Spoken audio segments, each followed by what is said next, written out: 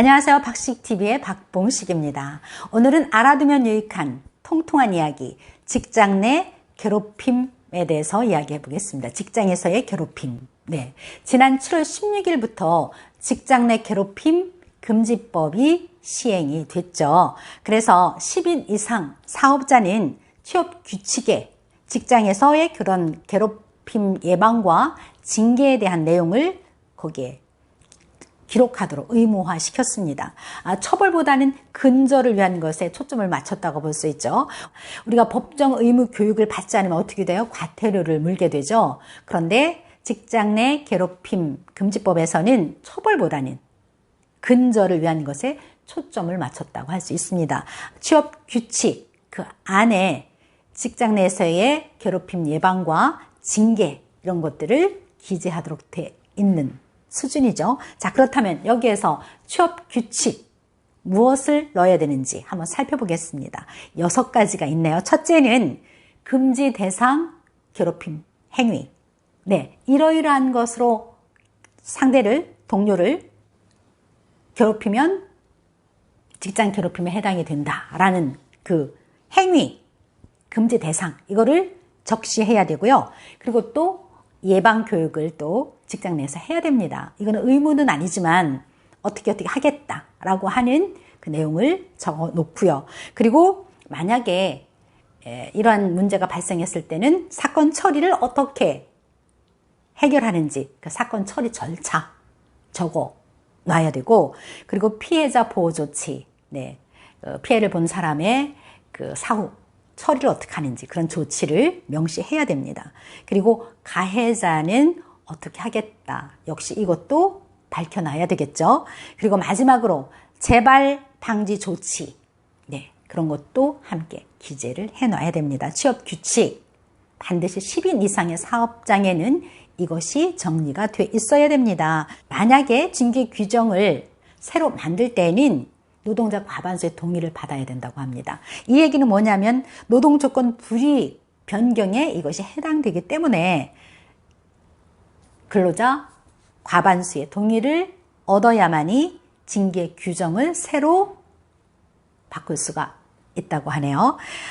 사실 직장은 어찌 보면 그 당사자 한 사람의 문제가 아닌 것 같아요.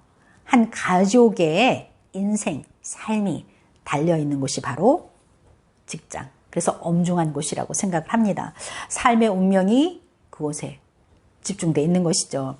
얼마 전에 그 간호계의 태움 문화라든지, 그리고 또 양진호 회장의 그 엽기적인 괴롭힘, 또 재벌 오너 일가의 그 폭언, 이 모든 것이 다 괴롭힘에 해당이 되죠. 마음에 들지 않는다고, 능력이 부족하다고, 성격이 나랑 맞지 않는다고, 그리고 내가 우월적인 지위에 있다고 사용자, 상사 또는 동료가 신체적으로, 정신적으로 고통을 주거나 근무 환경을 열악하게 했다면 이것이 모두 다 괴롭힘에 해당이 됩니다. 네. 자, 그렇다면 직장 내 괴롭힘의 구성 요건은 어떻게 되는지 3가지로 한번 나눠서 설명을 드리겠습니다. 첫째는 누누이 말씀드렸죠. 우월적인 지위에 있다고. 지위나 또는 관계 등에 있어서 자기가 우위에 있다고 이것을 이용해서 괴롭힘을 주었을 때 이것이 구성 요건에 들어갑니다. 그리고 두 번째는 업무상 적정 범위를 넘었을 때, 네, 업무상 적정 범위라고 하면은 고유의 직무 이외의 상식선에서의 업무를 이야기하는데요.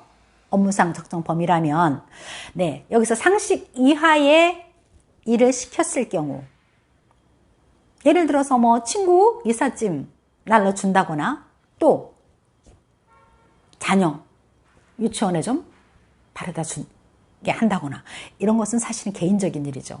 자기 고유 업무가 아니죠. 근데 이것도 어느 상식선에서 한두 번은 그래 해드릴 수 있지만 지속적으로 이런 것을 부탁을 한다면 이것은 상식을 벗어난 직무 범위라고 할 수가 있습니다.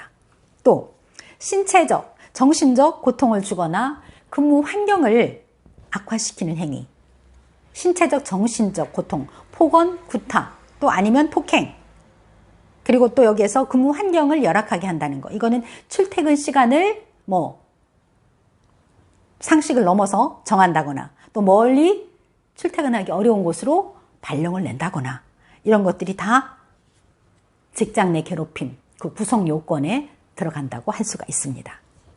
어렵게 공부해서 정말 좋아라 하고 직장에 들어갔는데 이렇게 괴롭힘을 당한다면 어찌 되겠습니까? 네, 그건 정말 돌이킬 수 없는 한 사람의 인생을 바꿔놓을 수도 있는 죄악이 될 수도 있습니다. 과중한 업무를 견디지 못해서 발생한 그러한 일은 차치해 두고라도 상사의 폭언과 폭행으로 인해서 얼마 전에 그 정말 공부 열심히 해서 사시까지 합격을 해서 검사 생활을 했던 그 검사 이런 거를 보면 우리는 얼마나 괴로웠으면 저런 극단적인 선택을 했을까 이런 또 가슴 아픈 생각도 하게 됩니다. 자, 그럼 이런 괴롭힘을 당했을 때 어떻게 하면 좋을까요? 네, 당사자는 사용자, 대표나 회장, 사장 윗사람한테 보고를 하거나 또 고용노동부에 알리면 됩니다. 그래서 이런 보고를 받은 사용자는 반드시 보고를 받은 즉시 조사를 하고 피해 직원의 희망에 따라서 근무 장소를 변경해 주거나 아니면 유급 휴가를 당분간 주고 적절한 조치를 취해야만 합니다.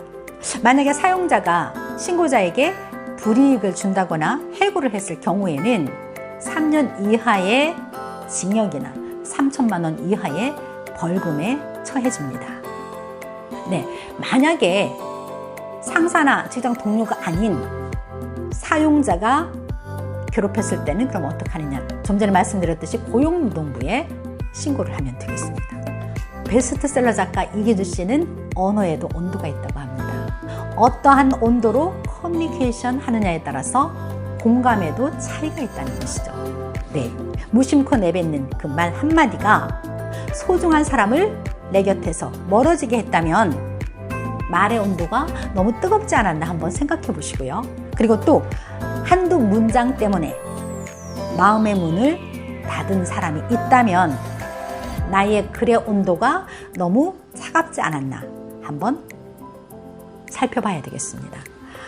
따뜻한 언어 듣기가 요즘 쉽지 않은데요. 서로에게 위로가 되는 행동과 표정으로 진정한 마음의 온도를 담아낸다면 행복한 직장 생활이 되지 않을까요?